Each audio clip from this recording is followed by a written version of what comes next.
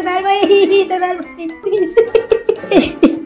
چی اومدی؟ برای استخدام اومدم. فامیلی چیه؟ مظلومی.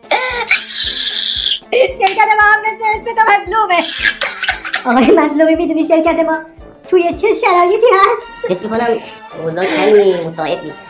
اوضاع کمی مساعد نیست. الان از گرسنگی دارم میمیرم. دیشب سگ همسرم رو داشتم دنبال میکردم کجا میره غذا بخوره منم برم باهاش ببینم.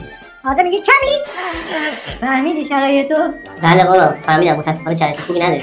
اصلا خوب نیست. جناب رئیس من همون شخصم. من فکر میکنم تو بدترین شرایط هم میتونم کارهای بزرگ انجام بدم. پس گوش کن. ما به یک قهرمان نیاز داریم برای بقا. کسی که بتونه بدون حقوق و امکانات بیشترین کار رو انجام بده. کسی که بتونه از هیچ بهترین ها رو بسازه. مرسی. فرض کن من یک شاه هستم و تو یک وزیر. قحطی آمده. خزانه خالی است. سربازان دارن فرار میکنن و مردم هم دیگر را دارن میخورن.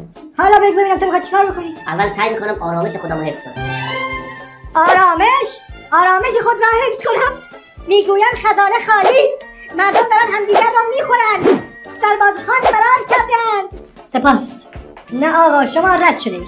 شما به درد این شرکت نمیخوری. یعنی من الان استخدام نمیشم؟ متاسفم آقای مظلومی. شما در آزمون بقا مردود شدی. ولی از فردا میتونی بیای. دستتون درد نکنه. امیدوارم ما هم بتونیم همکاری خوبی داشته باشیم. انشاءالله. امیدوارم که همکاری خوبی داشته باشیم. از این کارمندا خیلی خوشم.